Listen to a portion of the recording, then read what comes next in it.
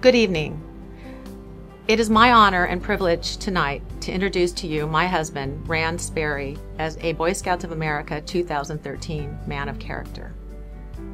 Imagine a beautiful mosaic. Every little piece, however ordinary, becomes integral to the beautiful creation. This is how I describe Rand, someone who has so many wonderful qualities, and all of these qualities combined make one beautiful person. I asked a few of Rand's friends to describe his best qualities. Here are some of the adjectives they used to describe Rand.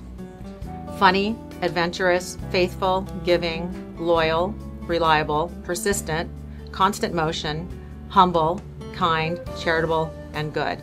That pretty much sums up Rand. Rand is the founder of Sperry Commercial Real Estate and its family of companies, now called Sperry Commercial. He has worked tirelessly professionally and has had great success in business, but Rand's focus in life changed when in 1983, our one-year-old son Brian was diagnosed with cancer. Our world was turned upside down, and in his prayers, Rand told God that if Brian survived, there would never be a time when he wouldn't do whatever he could to help anyone. Rand has worked tirelessly for 30 years, keeping his promise to God.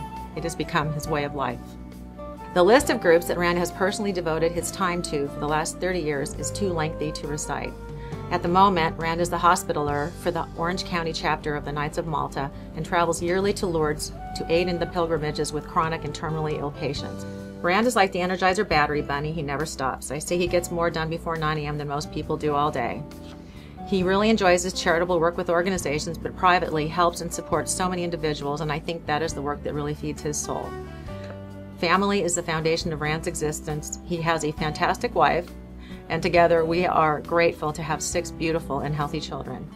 We have had a wonderful life of travel and adventure with our family. Rand and I are so excited to welcome our first grandchild in July when our son Brian and daughter-in-law Danielle become parents. This is a son that was so sick, the promise that started it all. Rand Sperry is truly a man of character.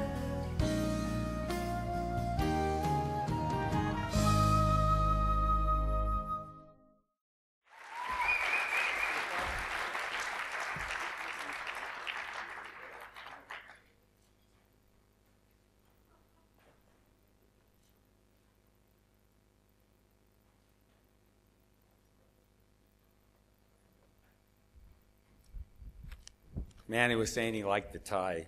I got my Cub Scout tie. It's about 50 years old, but pretty good shape, isn't it? So,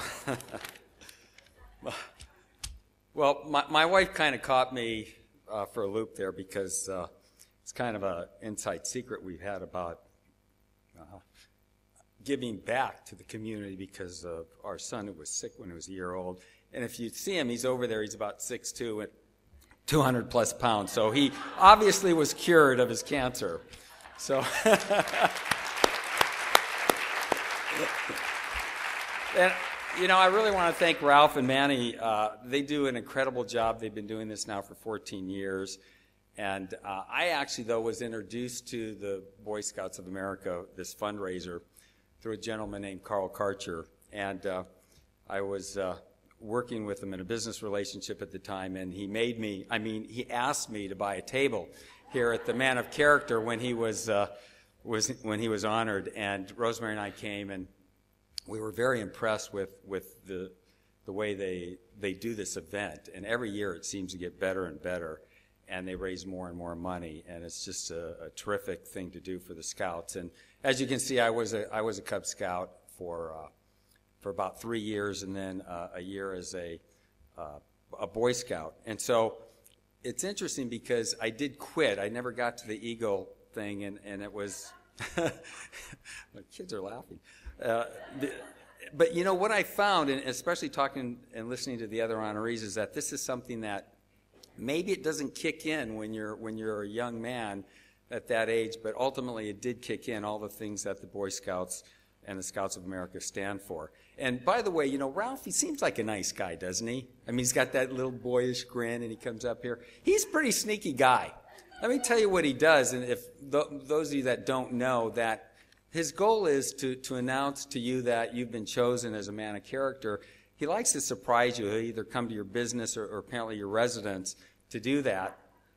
And my wife, actually, his cohort in this Operation Man of Character for Rand, was they did a New Year's Eve party at our home, and I thought it was a regular New Year's Eve party, and my wife decided to go all out, and unbeknownst to me, Ralph came with 23 scouts on New Year's Eve with the drums rolling and all parading through the backyard as we were having a New Year's Eve party. And I was shocked. He actually did a fabulous job surprising me, because how would you not be surprised? It's New Year's Eve. You would not expect the Boy Scouts to come marching into your house on New Year's Eve.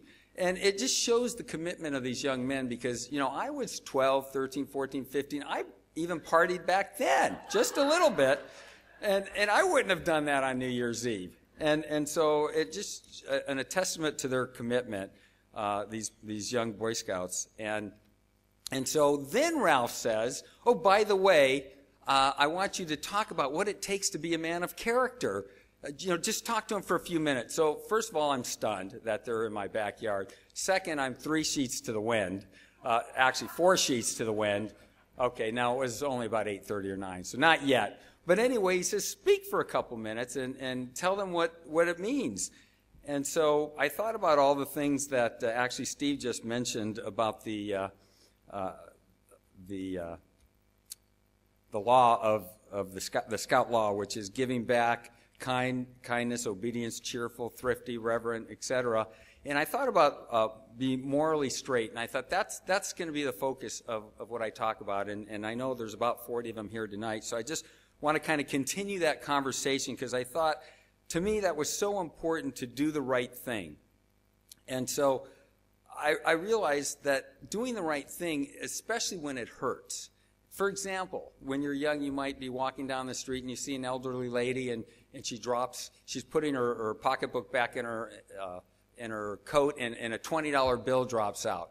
So what do? Do you